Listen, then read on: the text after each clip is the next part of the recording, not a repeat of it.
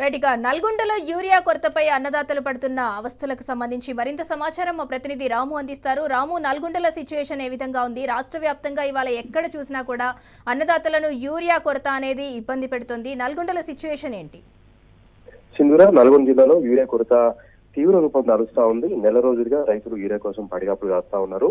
కళ్ళు కాయలు కాసేలాగా ఎదురు చూస్తా ఉన్నారు. ప్రతిరోజు సర్ది కట్టుకొని యూరియా కోసం టౌన్ కి రావడం, లైన్ లో నిలబడడం, యూరియా దొరకపోవడంతో ఊసుమంటూ వాళ్ళ ఇళ్లలోకి వెళ్ళినటువంటి దృశ్యాలు మనకు కనపడతా ఉన్నాయి. ఎక్కడైనా సరే నోబోటుగా దర్శనమిస్తా ఉన్నాయి, క్యూలైన్ మనకు దర్శనమిస్తా ఉన్నాయి. ఈ రోజు కూడా సూర్యాపేట జిల్లా కోదాడలో, సూర్యాపేటలో, హుజూర్ నగర్ లో, గరడపల్లిలో కూడా రోడ్డెక్కి నిరసన కార్యక్రమం దిగారు, ధర్నా కార్యక్రమం దిగారు. అక్కడ ఉంటుంటే అధికారంలో నిలదీయడం జరిగింది.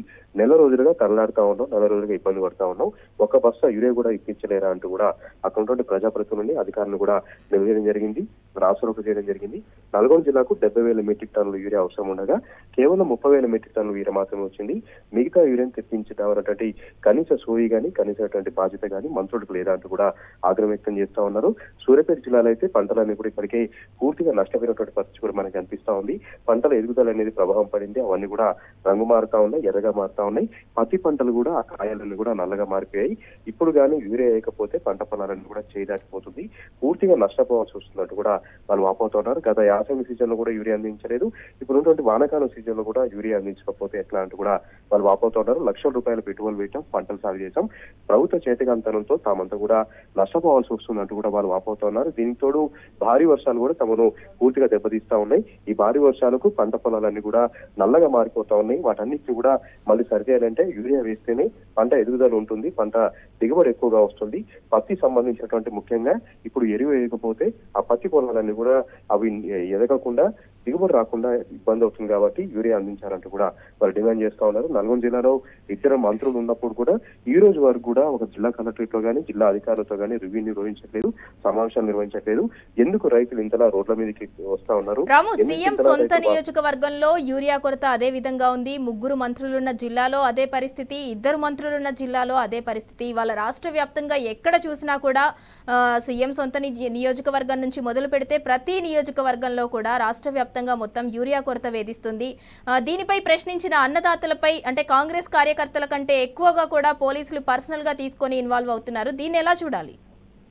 ప్రతి పిఎస్సి కేంద్రం దగ్గర, ప్రతి గోదాం దగ్గర కూడా ఉదయాన్నే పోలీసులు అక్కడ డ్యూటీ వేస్తా ఉన్నారు. ఉదయాన్నే అక్కడికి వచ్చినటువంటి రైతుల్ని బలవంతంగా అక్కడి నుంచి వెళ్ళగొడుతున్నారు. ఇక్కడ యూరియా స్టాక్ లేదు, నో స్టాక్ బోర్డులు ఉన్నాయి కాబట్టి మీరు ఇక్కడ ధర్నా చేయడానికి లేదు, ఇక్కడ లైన్లు కట్టడానికి లేదు. ఇవన్నీ కూడా ప్రభుత్వ వ్యతిరేకంగా వస్తుంది కాబట్టి పోలీసు శాఖ ప్రధానంగా ఇన్వాల్వ్ అయ్యి రైతులను ఎక్కడ ధర్నా చేయకుండా, రైతులను ఎక్కడ అక్కడ అడగకుండా ప్రశ్నిస్తూ ఉన్నటువంటి పరిస్థితి కూడా మనకు అనిపిస్తా ఉంది. ఎక్కడైనా రైతులు ధర్నా చేస్తే వారిపైన కేసులు నమోదు చేయడం, పోలీస్ స్టేషన్ పిలిపించడం, వేధించడం లాంటి ఘటనలు కూడా నల్గొండ జిల్లాలో పునరావృతమవుతున్నాయి. ఇంత తతంగం జరుగుతూ ఉంటే రైతులు ఇంత ఇబ్బంది పడుతూ ఉంటే ఉత్తమ్ కుమార్ రెడ్డి అయితే 15 రోజులుగా హుజూర్నగర్ నియోజకవర్గం కానీ, కోదాడ నియోజకవర్గం కానీ అడుగుపెట్టలేదు. ఆయన కనపడట్లేదంటూ కూడా రైతులు ఆగ్రహం వ్యక్తం చేస్తా ఉన్నారు. ఎమ్మెల్యేల పరిస్థితి కూడా అదేవింది. ఏ ఒక్క ఎమ్మెల్యే గ్రామాల్లో తిరగట్లేదు, ఏ ఒక్క నియోజకవర్గంలో కూడా వాళ్ళు తిరగట్లేదు. ఎక్కడ రైతులు నిలుస్తారో, ఎక్కడ రైతులు తమను ప్రశ్నిస్తారో అటువంటి భయంతోనే కేవలం హైదరాబాద్ కి పరిమితం అవుతున్నారు, హైదరాబాద్ నుంచి తిరుగుతున్నారు. కానీ క్షేత్రస్థాయిలో మాత్రం ఊళ్ళలోకి రావట్లేదు. రైతులు ఆగ్రహానికి గురి కావాల్సి వస్తుంది కాబట్టి ఎక్కడికక్కడ భయపడుతూ తిరుగుతున్నారు. కానీ యూరియా తెప్పిద్దామన్నటువంటి కనీస ధ్యాస కూడా లేదు. పోర్టులోకి వచ్చింది, అదేవిధంగా ర్యాకులు వచ్చాయని చెప్తున్నారు. కానీ ఆ ర్యాకుల నుంచి వచ్చినటువంటి యూరియా క్షేత్రస్థాయిలో ఇక్కడ ఉన్నటువంటి సహకార సంఘాలకు మాత్రం రావట్లేదు. మధ్యలోనే మాయమైపోతుంది, బ్లాక్ దందాకు పోతుంది. ఇప్పటి వరకు కూడా ప్రైవేట్ లో యూరియా దొరుకుతుంది, కానీ గవర్నమెంట్ లో యూరియా దొరకట్లేదు. ప్రైవేట్ లో పోతేనేమో ఒక్కొక్క బస్తా 1000 రూపాయలు అడుగుతా ఉన్నారు. తాము ఎక్కడి నుంచి పెట్టుబడులు పెట్టాలి, ఎక్కడి నుంచి డబ్బులు పెట్టి కొనాలంటూ కూడా రైతులు వాపోతున్నారు.